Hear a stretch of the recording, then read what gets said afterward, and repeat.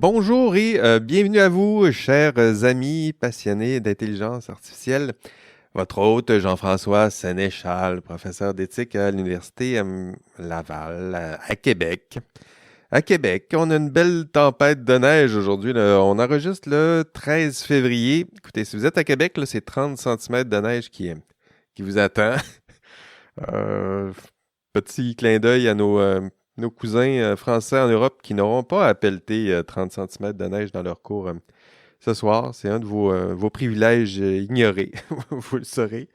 Bienvenue à votre épisode 104 d'IA Café. Un gros programme cette semaine. J'avais pensé à un épisode assez libre, là, de type actualité, chronique, que je laisse aller mes collaborateurs, mais je leur ai aussi tendu la perche pour une réflexion, une analyse du combat de titans qui est à l'œuvre depuis les dernières semaines. Puis là, je parle pas de ce qui se passe avec nos voisins du Sud, là, qui a décidé de nous faire une guerre économique. Une guerre économique à son plus fidèle Golden Retriever. Je sais pas comment prendre ça.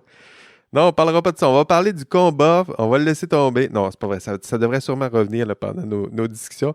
Je parle de ce combat entre titans de l'intelligence artificielle que sont DeepSeek. Donc, DeepSeek, la compagnie, c'est Hangzhou DeepSeek AI qui affronte le tenant du titre. Vous le connaissez, c'est ChatGPT d'OpenAI. Puis c'est assez fou ce qui s'est passé dans les dernières semaines.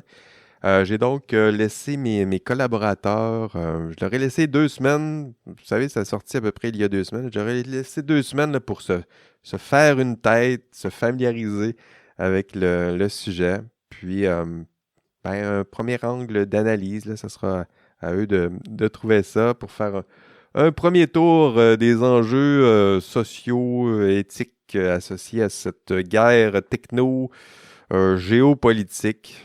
DeepSeek versus ChatGPT, c'est comme ça que je vais intituler l'épisode. Bon, vous connaissez mes baristia, là, ça se peut que ça dérape un peu, puis que ça aille du côté de leurs préoccupations intellectuelles du moment, mais rassurez-vous, là, on finit toujours par atterrir en intelligence artificielle. Et ils sont deux pour m'accompagner aujourd'hui. Le premier, Frédéric Plamondon est là. Comment ça va, Fred? Salut, ça va bien toi-même? Oui, je t'ai pas demandé, t'es-tu à Montréal? T'es-tu à Non, Québec? non, je suis à Québec aujourd'hui. Voilà, toi aussi, tu vois la belle tempête à l'œuvre. J'imagine que c'est Je la la même chose. verrai aussi à Montréal. Oui.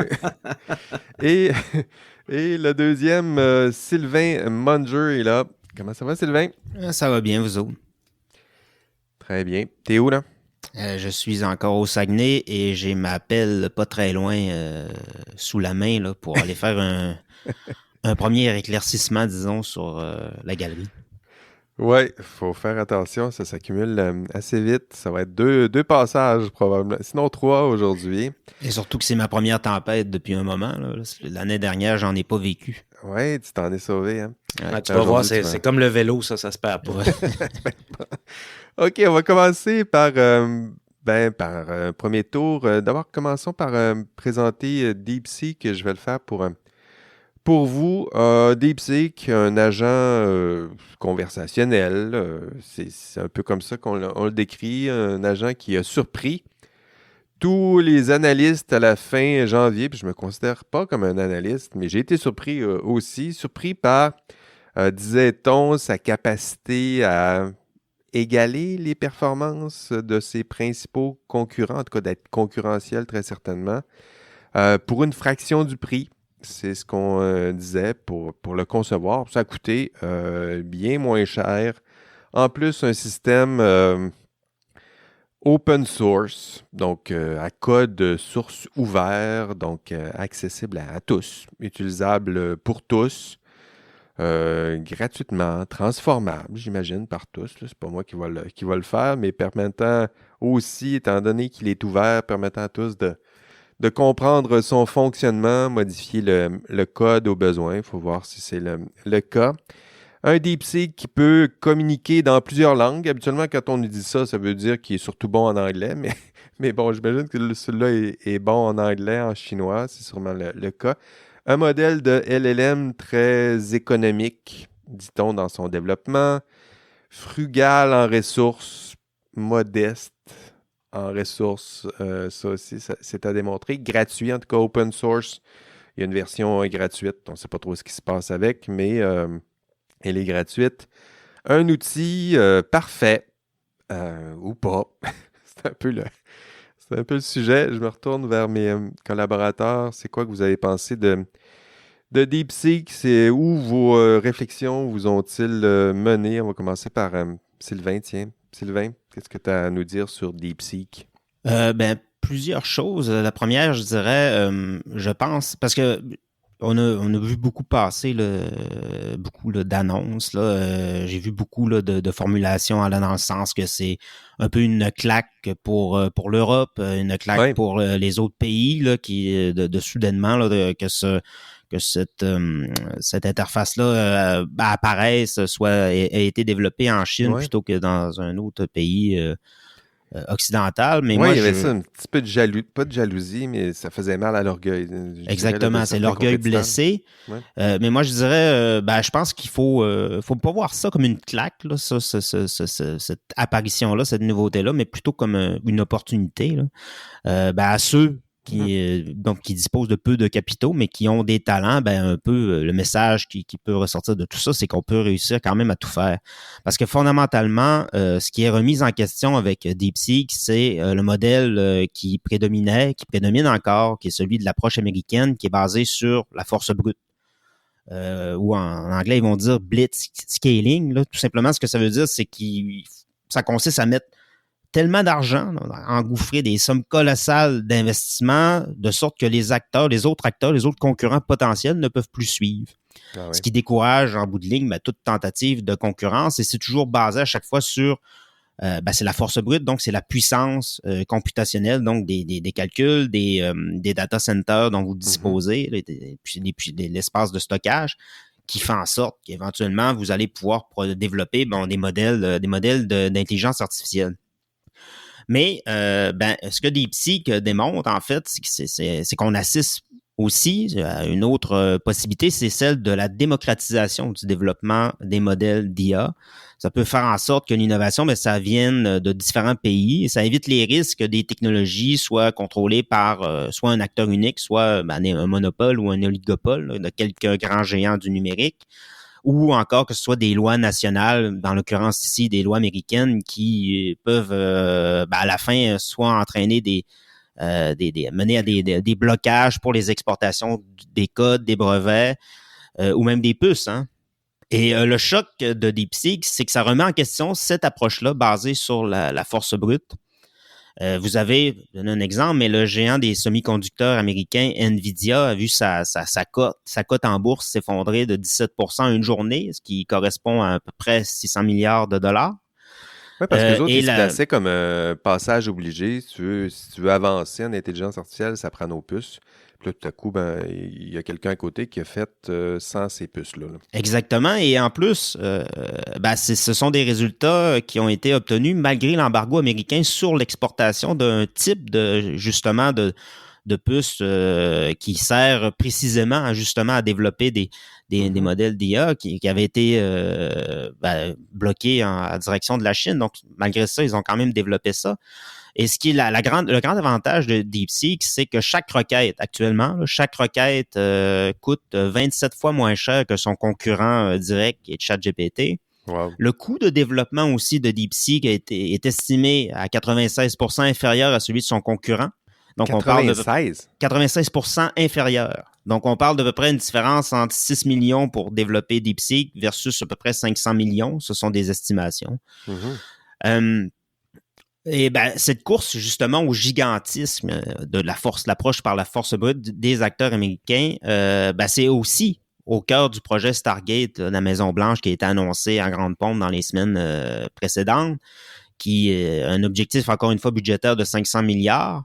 Et en fait, c'est toutes les limites de ce modèle-là qui a été mise à nu, si on veut.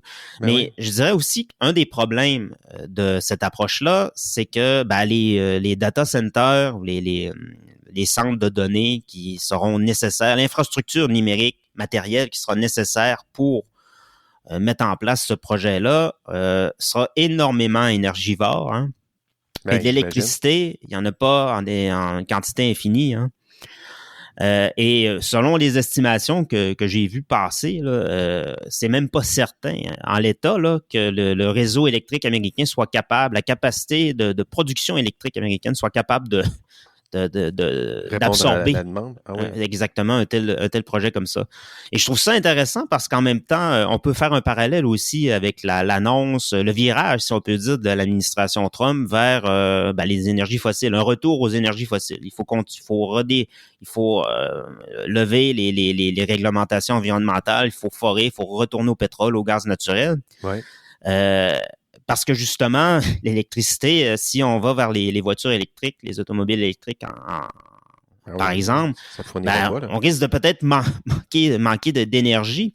Et je pense que ce qui est intéressant, c'est qu'on voit à peu près deux modèles en même temps, là, économiques et technologiques, qui se différencient. Hein. C'est-à-dire un premier qui désire continuer avec le pétrole, qui va rouler avec le pétrole. Et un second, celui de la Chine, qui va rouler avec l'électricité. Donc ça, c'est quand même, sur un plan géopolitique, là, c'est quand même assez intéressant. Maintenant, j'aimerais juste terminer avec... C'est la même technologie, je pense que c'est important. C'est la même technologie, mais si c'était une auto, elle ne roule pas de la même façon. C'est pas le même gaz qu'il y a dedans. Là. Il y en a un qui roule au gaz, l'autre à l'électricité, mais ça reste l'intelligence artificielle. C'est important de le souligner. Oui. Et peut-être je vais terminer juste avec des bémols là-dessus.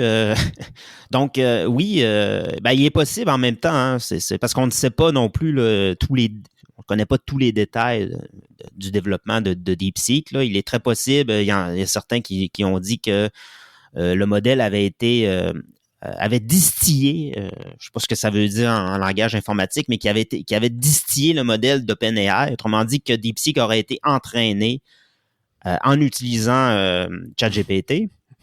On ne le sait pas. Donc, peut-être que sans l'existence du premier, le second n'aurait pas été possible en l'état. Et il y a aussi une autre donnée à prendre en compte, c'est qu'on ne connaît pas non plus la présence ou non, ou la quantité d'annotateurs qui auraient contribué à entraîner DeepSeek.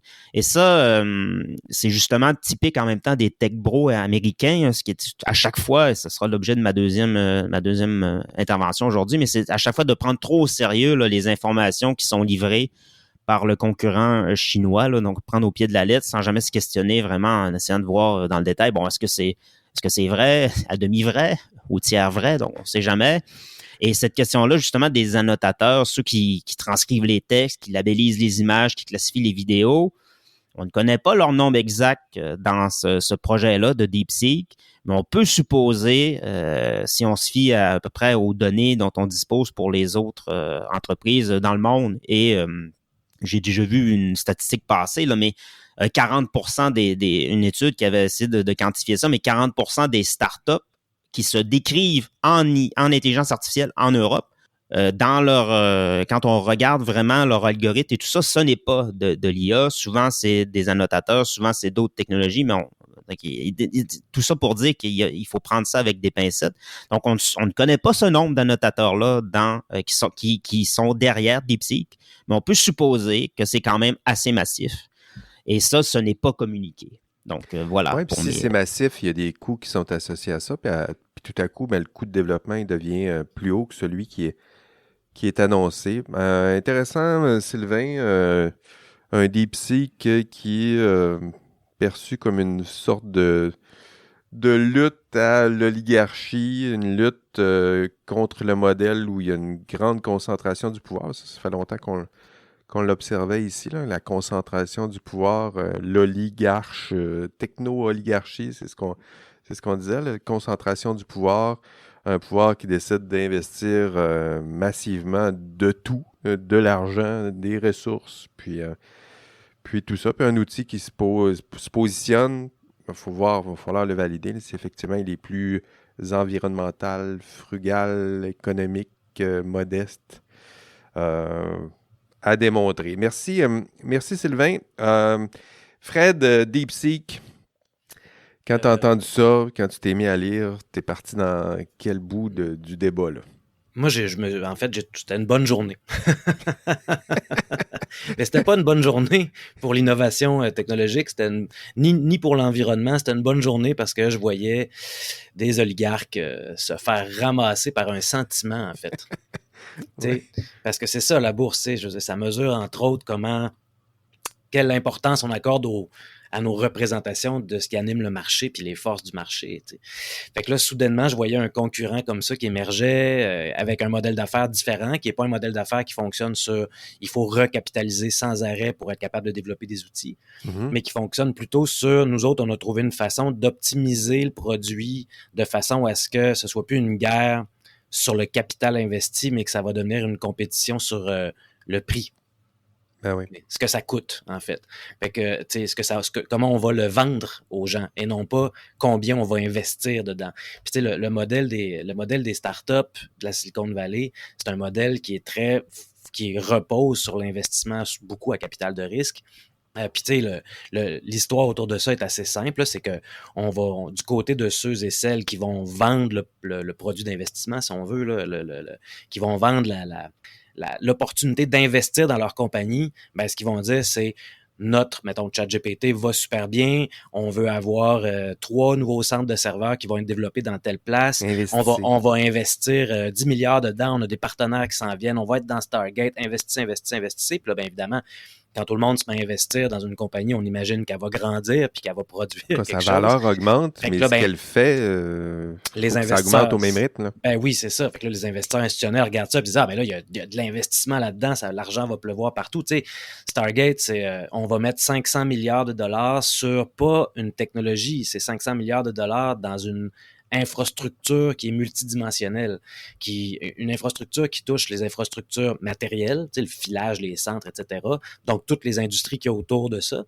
Ensuite, une infrastructure qui est normative parce que ça va prendre des règlements, des normes, des contrats, etc. Puis ça, bien évidemment, il y a des gens qui travaillent dans cette industrie-là aussi.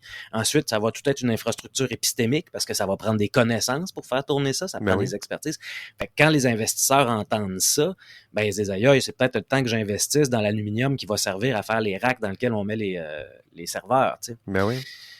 Puis ça, c'est tout le modèle de la Silicon Valley qui respire à ça. Fait que c'est normal pour eux autres de vouloir faire une espèce d'histoire, une espèce de grande aventure techno-optimiste où est-ce qu'on dit l'intelligence artificielle va révolutionner le monde, révolutionner l'histoire, à condition si vous embarquez dans notre locomotive, puis que vous enlevez les freins, puis que vous déréglementez, on va accélérer le train le plus possible, puis ça va nous mener vers un nouvel âge d'or de la technologie, un nouvel âge d'or de l'humanité, puis enfin, on va pouvoir se reposer puis profiter des fruits de la technologie. Tu sais, Marc Andreessen, déjà en 2023, disait on va régler tous les problèmes avec ça.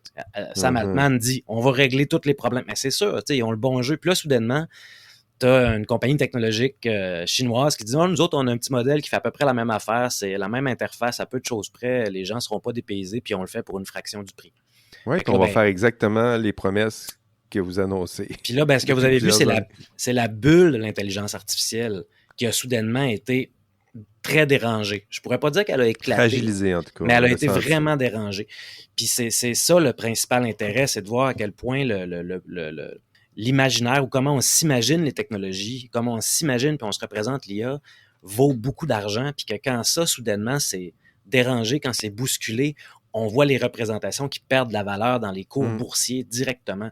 Ça, c'est vraiment intéressant. À ce moment-là, c'est une espèce de petite victoire, je dirais, je vais dire d'une victoire du monde ordinaire en ce qui me concerne. Mais dans le cas de DeepSeek, juste peut-être faire deux petites mentions. Si je me trompe pas, DeepSeek n'est pas open source, il est open weight. Ça veut dire que non, ça veut dire que c'est ça, que les méthodes d'entraînement, que les codes utilisés, que les données utilisées n'ont pas été rendues disponibles. Ce qu'on est capable de voir, c'est quelles valeurs sont accordées aux différentes variables du modèle quand ils font les inférences. Quand le modèle fait une inférence. Puis, sauf erreur aussi, ça ne veut pas dire non plus que c'est bon pour l'environnement. Il n'est peut-être pas frugal tant que ça. Je pense que c'est dans l'équipe de Sacha Luciani de chez Hugging Face qui ont fait des tests, puis ça donne que DeepSeek est vraiment très bavard. Autrement dit, il coûte moins cher au jeton, si on veut, mais il produit plus de matériel que les autres. Fait que ça veut dire qu'il y a comme, là, ici, il n'est pas si frugal que ça, parce que ça veut dire qu'il prend beaucoup de compute, là, tu sais. Puis la dernière chose, c'est que le fait d'avoir un modèle open source, si peut-être individuellement, c'est bon pour nous, parce que ça veut dire qu'on peut se déconnecter d'OpenAI, ce que j'ai fait d'ailleurs, je me suis débranché OpenAI. Ouais, mais pas à cause de DeepSeek, là, juste parce que j'en pouvais plus d'OpenAI. C'est d'autres raisons. Mais ça veut dire que beaucoup de monde vont se mettre à pouvoir utiliser ces outils-là. Peut-être avoir des outils hébergés directement sur le téléphone cellulaire parce que les plus petits modèles de DeepSeek peuvent rouler avec des puces bon marché qui n'ont pas besoin d'être connectés sur Internet. Ce qui fait que les producteurs de puces comme Nvidia, sur le coup, ils ont fait un saut, là, ils ont eu chaud, mais probablement qu'ils vont remonter la pente assez vite parce que ça veut dire que la production de puces de bon marché va probablement augmenter avec la capacité de distribuer des modèles d'IA très compétents sur des téléphones ou des ordinateurs qui ne sont pas connectés à l'info nuagique ou à un réseau en info nuagique, si on veut. Ce que ça implique, c'est plus d'utilisateurs, donc pas nécessairement plus de frugalité. Fait que si le modèle est frugal, le fait qu'il soit démocratique, puis le fait qu'il puisse être partagé en masse. Il va y avoir un coût environnemental. Il y a un coût environnemental. On va décupler l'utilisation en faisant ça, ce qui fait que forcément, il y a un coût environnemental. Mais il y aurait une limite à ça selon le rapport qui a été présenté par Yoshua Bengio et son équipe au sommet de Paris sur l'IA. Ça a-tu été présenté Summit, là, je pense? AI Summit? Oui, le rapport international sur la sécurité de l'IA. Puis là-dedans, ils ont mesuré qu'à partir de 2030, le scaling, le hyperscaling, allait probablement plus être possible pour un paquet de raisons. Entre autres, la disponibilité des données, des raisons aussi technologiques, ce genre de choses-là. Ce qui fait que la croissance des modèles, il leur reste encore quand même pas mal de place, là, d'ici 2030, je me demande si j'ai pas mal lu, mais j'ai vu qu'il pourrait avoir 10 000 fois plus de compute pour l'entraînement d'un modèle comme ChatGPT qu'il y en a maintenant, mais c'est peut-être moi qui ai mal lu, fait que je vais mettre ça en parenthèse. Mais en 2030, on arriverait pas mal à la limite de ça. Fait que c'est une industrie qui a une espèce de date de péremption, si on veut, sur la capacité à livrer des nouveaux produits puis à innover. Là, des limites physiques, c'est ça que des limites physiques, financières aussi, parce que ça coûte vraiment, vraiment très cher. Quoique là, ben, peut-être que Musk étant si proche que ça du pouvoir, puis dans sa lutte anticorruption, peut-être qu'il va trouver quelques opportunités pour faire un peu d'argent pour financer ce beau projet-là. On verra. Là. Déjà, il y a une nouvelle qui vient de paraître que le département de la Défense s'apprêterait à acheter pour 400 millions de Tesla, de Cybertruck Tesla, blindés. Ah oui. Ouais. Pourquoi pas? Pourquoi pas? Il n'y a pas de conflit d'intérêt là, du tout. Tout est normal. Regardez ailleurs, il n'y a pas de problème. Pas de problème. Ça me fait rire, ça. Conflit d'intérêt. Est-ce qu'il y a un conflit d'intérêt, tu penses? Ben là, c'est pas un conflit d'intérêt, ça. Je vois pas ce que c'est. Des fois, ça prend pas un cours d'éthique là, pour savoir s'il y a conflit d'intérêt ou pas. Merci, Fred. Mais juste une petite parenthèse là-dessus. Là. Il y a une quantité absolument... je dirais pas phénoménal, là, mais c'est étonnant la quantité de monde que si tu critiques Elon Musk, là c'est comme si tu venais de...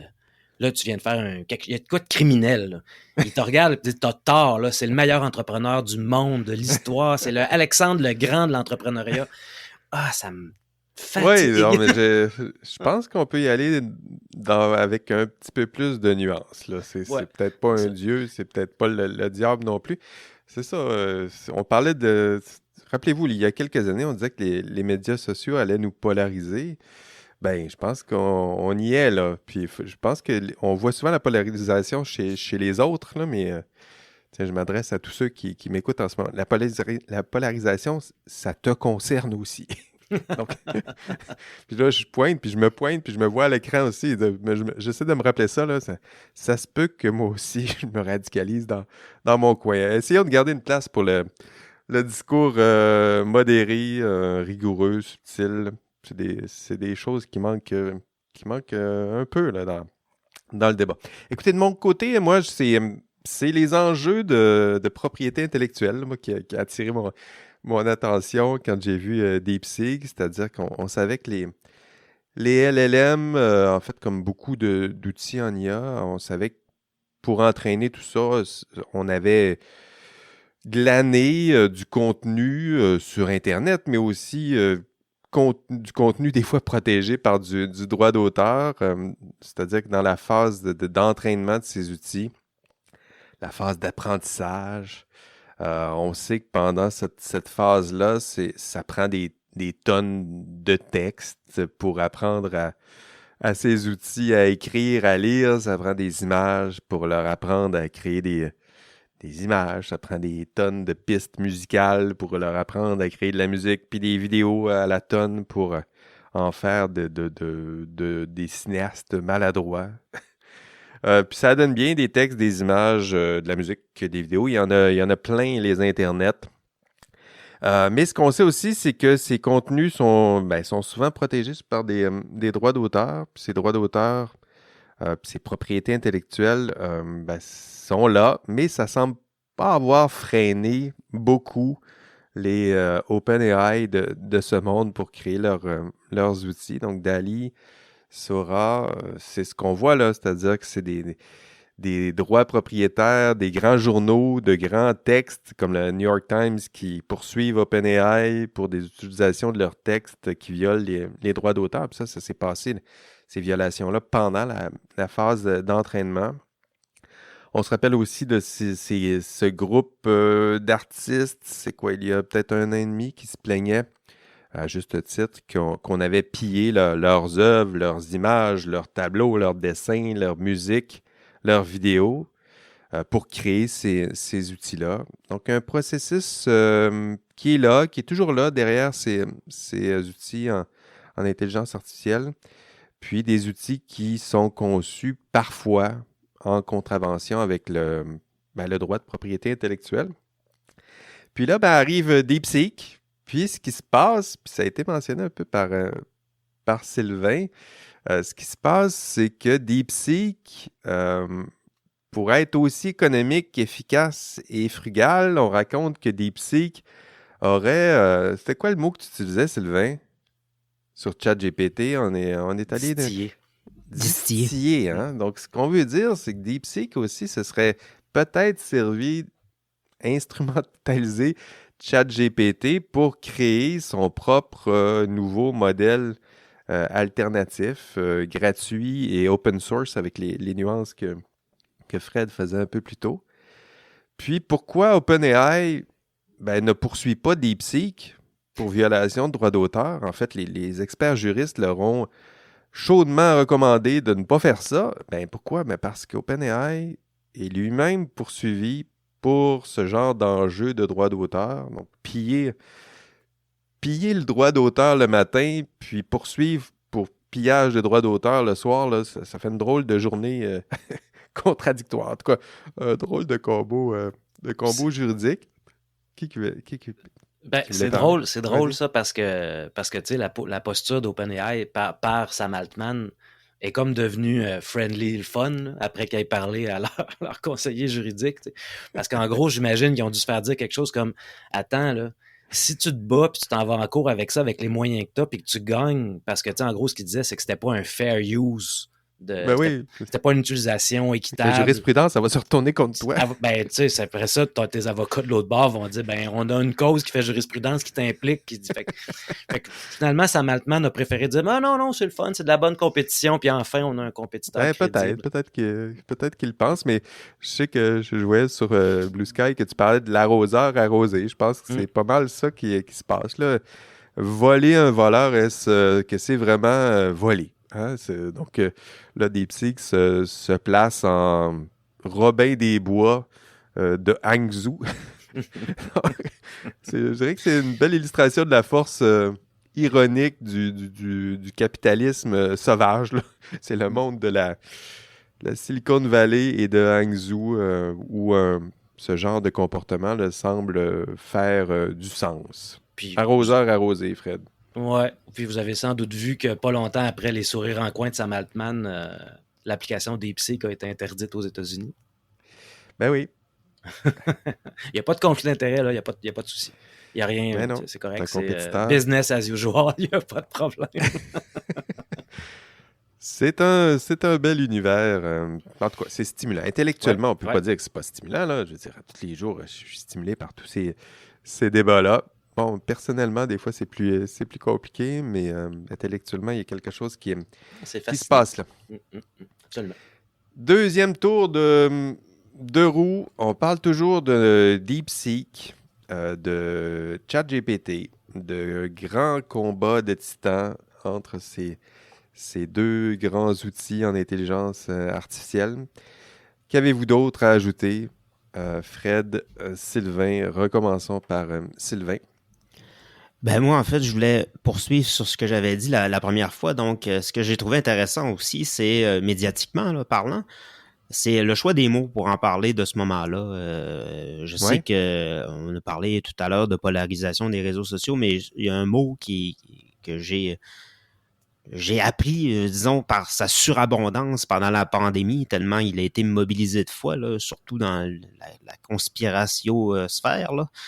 C'est-à-dire le narratif du gouvernement, le narratif de Big Pharma, bon, et tout ça. Ouais. Et justement, ce narratif-là, je pense qu'on peut y porter attention encore une fois. C'est-à-dire que... C'est quoi l'histoire qu'on nous raconte, là?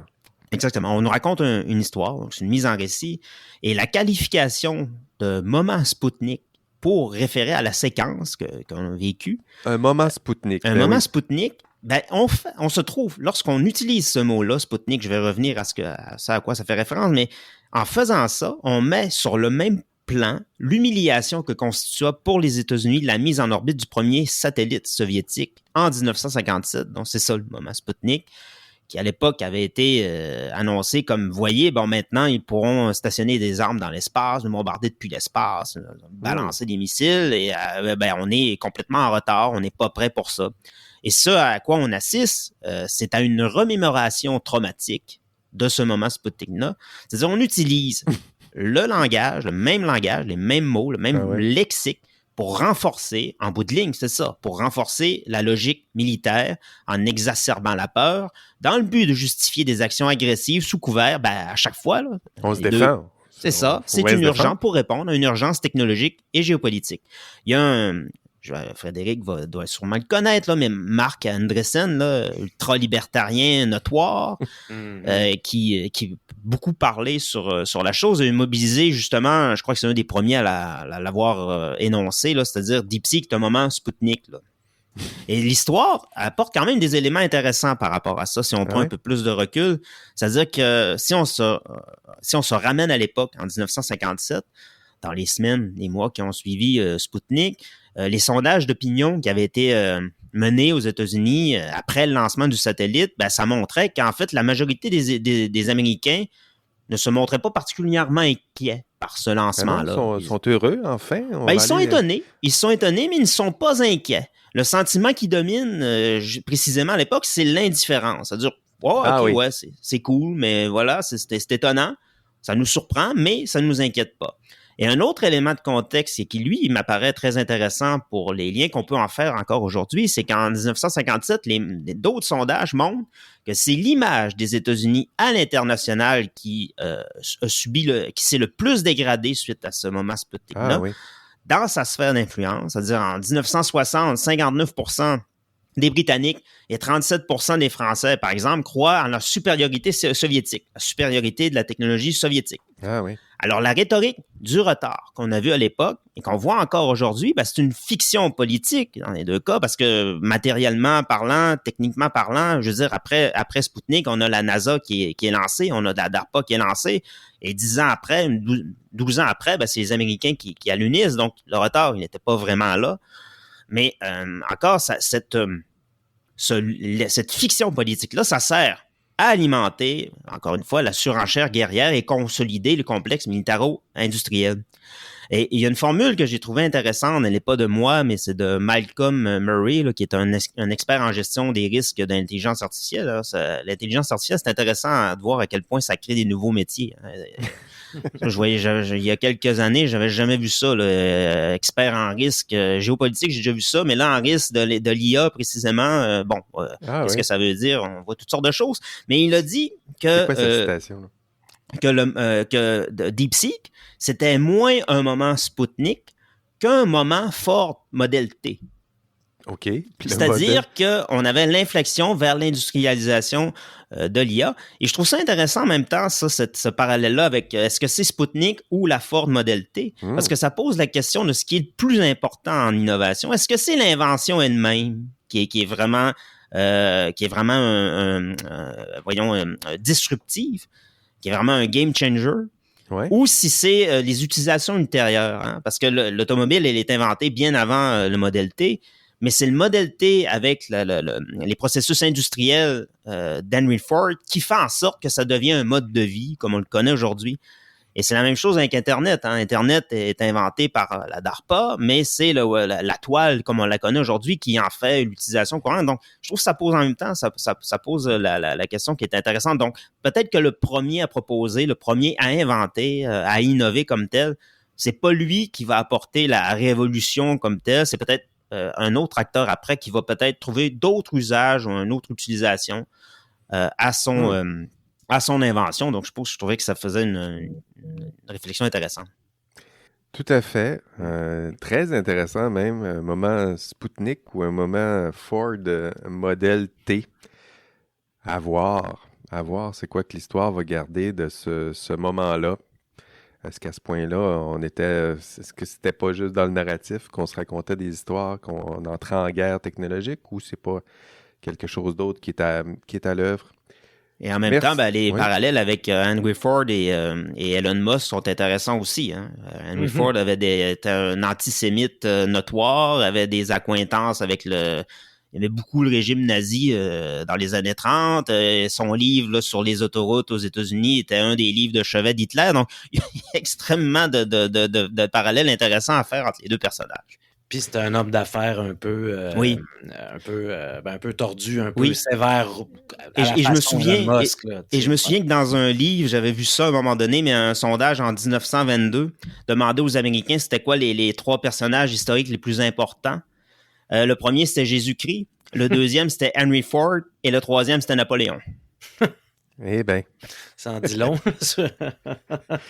Ça en dit long, oui. Ouais. Très intéressant. Puis une belle comparaison entre Ford et Elon Musk. Je pense qu'aujourd'hui, Elon Musk serait premier. Il n'y aura pas de Jésus, mais... je pense que oui. Si on lui demande de faire la liste, c'est sûr qu'il se met en haut. Oui, c'est ça. C'est entrepreneur Jésus. Merci, Sylvain. Oui, vas-y. Je trouve ça super intéressant parce que ça rappelle aussi que quand on parle d'intelligence artificielle, on commet, c'est ça le mot qu'on a, là, c'est ça l'expression qu'on utilise, là, on ne peut pas le changer maintenant. Mais en fait, la technologie, c'est l'apprentissage automatique avec toutes ses sous-familles, puis etc. Mais quand on veut parler d'IA, puis qu'on parle juste des outils, puis je le dis souvent, on échappe que l'IA, c'est une industrie d'abord et avant tout. Puis c'est une industrie qui est dans laquelle le pouvoir est très, très concentré dans les mains de certains joueurs, puis etc. Fait que quand tu fais un lien entre comment le moment Spoutnik vient structurer le récit de légitimation autour des choix industriels que les États-Unis vont faire, je pense que c'est exactement ça, parce que c'est effectivement des choix industriels. Ce moment-là n'a pas servi juste à soudainement gêner les oligarques du numérique. C'est aussi venu réveiller, si on veut, l'esprit industriel des États-Unis au sens traditionnel. Oui, on est en guerre industrielle, on est en guerre économique.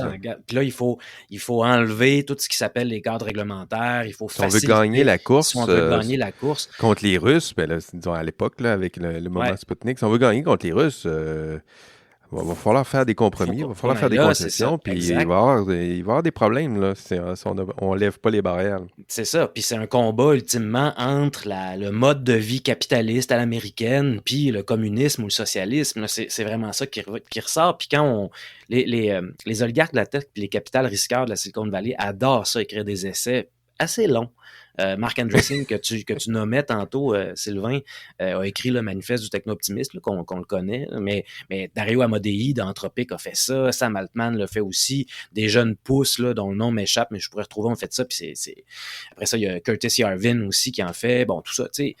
Puis il y a Vinod Khosla aussi qui est à la tête d'une grande firme de capital de risque qui s'appelle Khosla Venture, si ma mémoire est bonne, qui en a écrit un autre. Puis quand on écoute des balados des milliardaires de la Silicon Valley, comme le balado All In, par exemple, ce qui sort tout le temps, c'est ce genre de considération géopolitique-là, où est-ce qu'on est en guerre contre la Chine, on est en guerre contre quelque chose qui en veut à nos valeurs, qui veut détruire les États-Unis, puis il faut absolument répondre. Fait que ils se disent pragmatistes, Ils veulent vraiment faire preuve. Ils essaient de faire une analyse pragmatique de la géopolitique, mais c'est un pragmatisme qui est empreint complètement d'une idéologie un peu tordue, qui est prêt à admettre que ce que Trump fait, puis ce que Musk font ensemble, ce que les deux font ensemble, c'est complètement normalisé. Puis c'est dans l'ordre des choses parce qu'il faut modifier la structure, la fonction publique. Puis ça, ils disent que c'est du pragmatisme.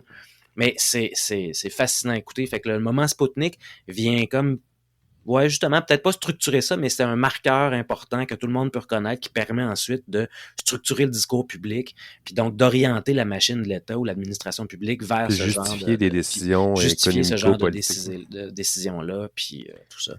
Puis ce faisant, on dit aussi au marché dans lequel l'ensemble de l'industrie de l'intelligence artificielle s'inscrit, on va investir massivement. Là.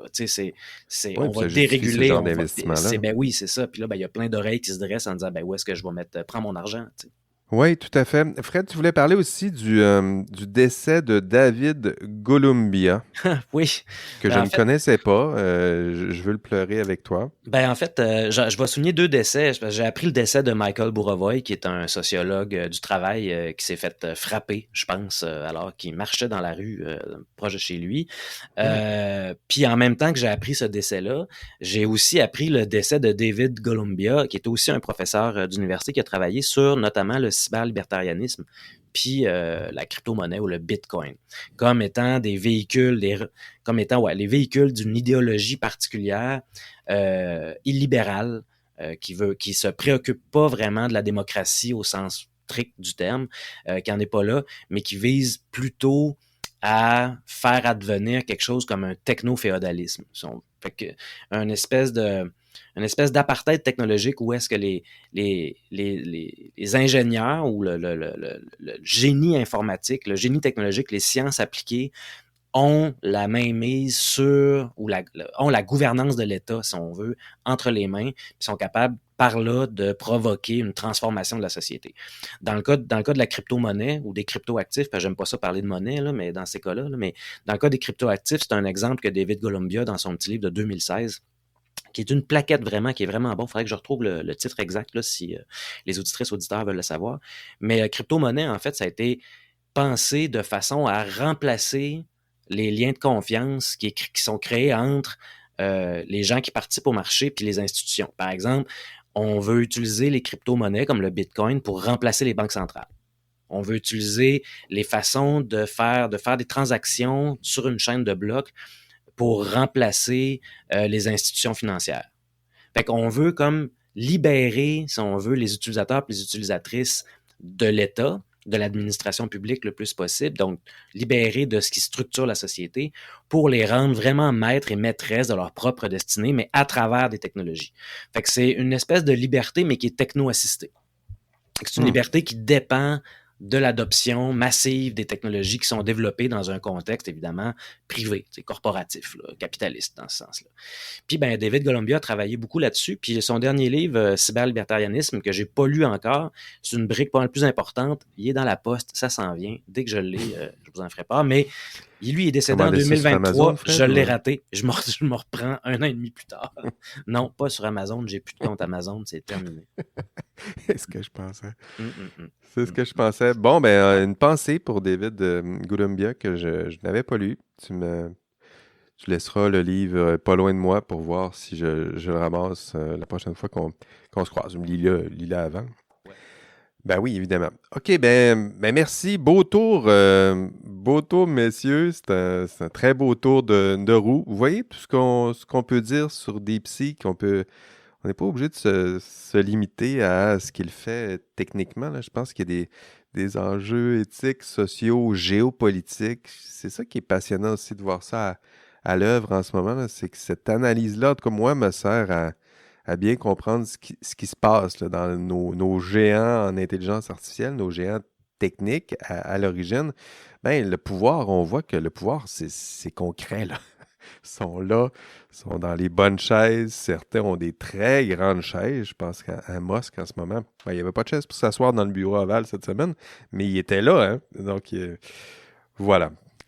Sinon, ce sera tout pour ce 104e épisode d'IA Café. J'espère que vous avez aimé nos aventures. On verra où ça nous mène tout ça. C'est peut-être comme ça qu'une guerre de l'intelligence artificielle comme celle dont on parle dans Dune. Là. Peut-être c'est comme ça que ça a commencé au début. Là. D'abord une guerre technique, géopolitique, puis on s'affronte sur le terrain de la technologie puis de l'économie, puis après, peut-être que ça peut dérailler. Là.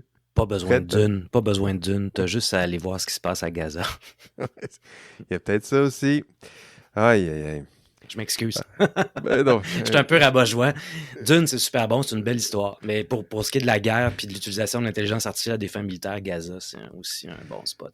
Ouais, c'est un bon spot. Je pense pas que les mentats de Dune pourraient résoudre ce genre de problème. J'espère que vous avez la ref de Dune, puis sinon, c'est pas bien grave. OK, c'est tout pour cet épisode. Merci à mes fidèles collaborateurs cette semaine. Frédéric Plamondon, merci. Salut. Et Sylvain Munger, merci. Merci, salut à tous.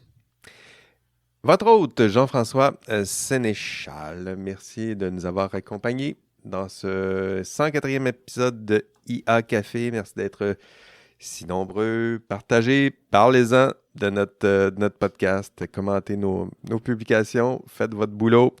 On se revoit au prochain épisode. Et d'ici là, on rêve peut-être de moutons électriques. Allez! De pelles électriques aujourd'hui. Des pelles électriques. Ah, des pelles électriques. Merci, Fred. Allez, bye-bye.